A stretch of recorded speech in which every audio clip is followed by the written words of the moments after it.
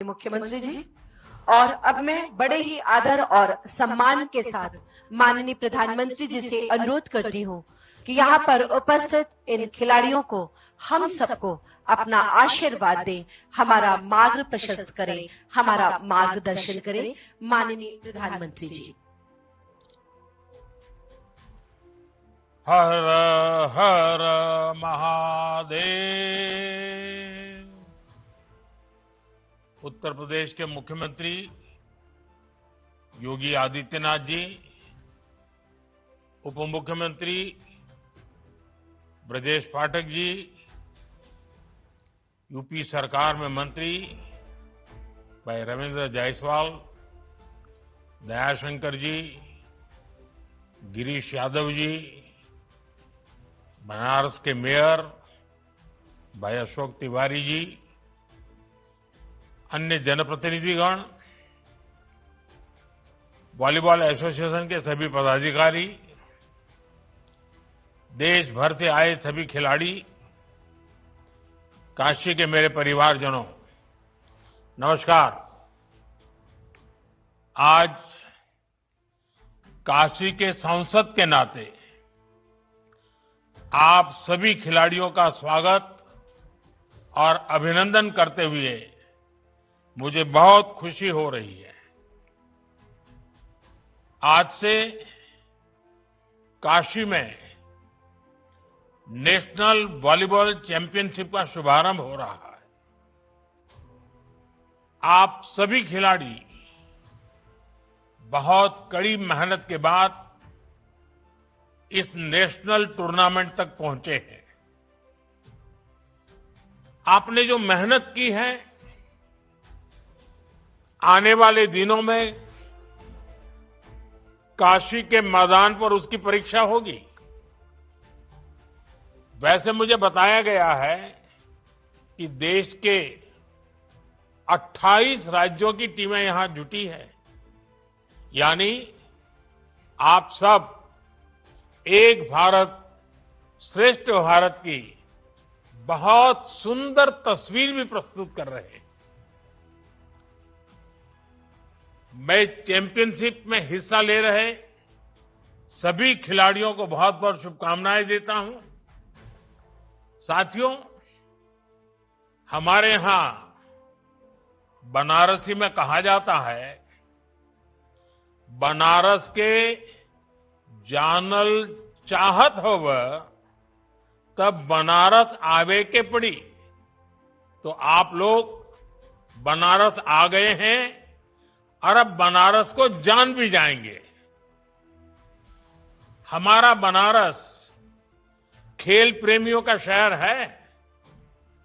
कुश्ती, कुश्ती के अखाड़े, मुक्केबाजी, नौका दौड़, कबड्डी, ऐसे कई खेल यहां बहुत मशहूर है। बनारस ने कई खेलों के नेशनल खिलाड़ी भी दिए हैं। Banaras Hindu university, UP college,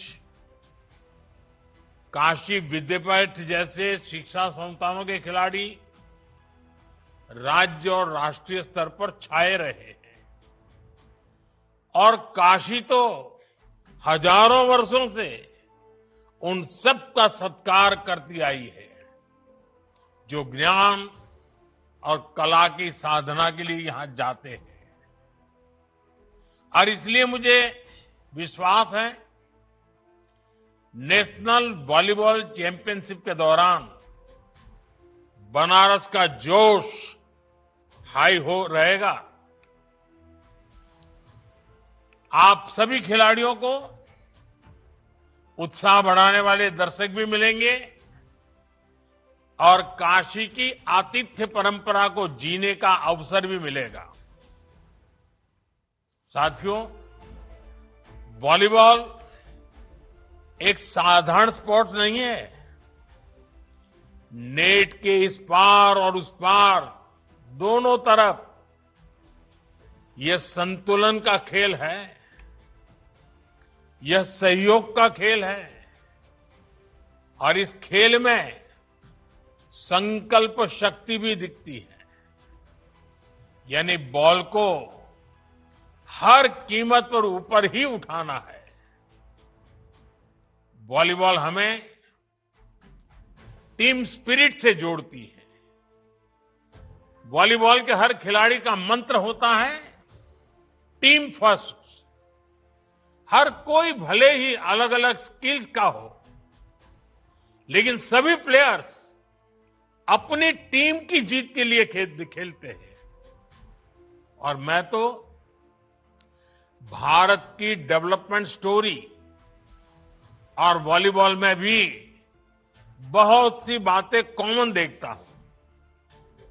volleyball हमें सिखाती है कि कोई भी जीत अकेले नहीं होती। हमारी जीत हमारे कोऑर्डिनेशन, हमारे विश्वास और हमारी टीम की तत्परता पर निर्भर होती है।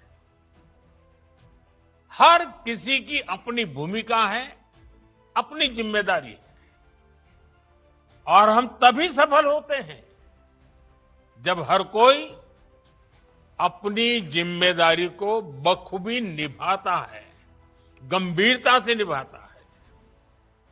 हमारा देश भी इसी तरह आगे बढ़ रहा है। स्वच्छता से डिजिटल पेमेंट तक और एक पेड़ मां के नाम से लेकर विकसित भारत के अभियान तक हम इसलिए प्रगति कर रहे हैं क्योंकि देश का हर एक जन, हर एक वर्ग, हर प्रांत एक सामूहिक चेतना से, इंडिया फर्स्ट की भावना से देश के लिए काम कर रहा है। साथियों, आजकल दुनिया में भारत की ग्रोथ की, हमारी इकोनॉमी की भूरी भूरी प्रशंसा हो रही है। लेकिन जब देश विकास करता है तो ये प्रगति सिर्फ आर्थिक मोर्चे तक सीमित नहीं रहती। ये आत्मविश्वास खेल के मैदान पर भी दिखता है। यही हम बीते कुछ सालों में हर स्पोर्ट्स में देख रहे हैं। साल 2014 के बाद से अलग अलग खेलों में भारत का प्रदर्शन लगातार बेहतर हुआ है। हमें बहुत गर्व होता है जब जैन जी को खेल के मैदान पर तिरंगा फहराते देखते हैं। साथियों, एक समय था जब खेलों को लेकर सरकार और समाज दोनों में ही उदासीनता का भाव था। इस वजह से खिलाड़ियों में भी अपने भविष्य को लेकर आशंकाएं रहती थी। बहुत कम युवा स्पोर्ट्स को करियर की तरह अपनाते थे। लेकिन बीते दशक में स्पोर्ट्स को लेकर सरकार और समाज दोनों की ही सोच में बदलाव दिख रहा है। सरकार ने स्पोर्ट्स का बजट काफी ज्यादा बढ़ा दिया है। आज भारत का खेल मॉडल एथलीट सेंट्रिक हो गया है। टैलेंट की पहचान, साइंटिफिक ट्रेनिंग, उनके न्यूट्रिशन का ध्यान और पारदर्शी चयन अब हर स्तर पर खिलाड़ियों के हितों को सर्वोपरि रखा जाता है। साथियों, आज देश रिफॉर्म एक्सप्रेस पर सवार है।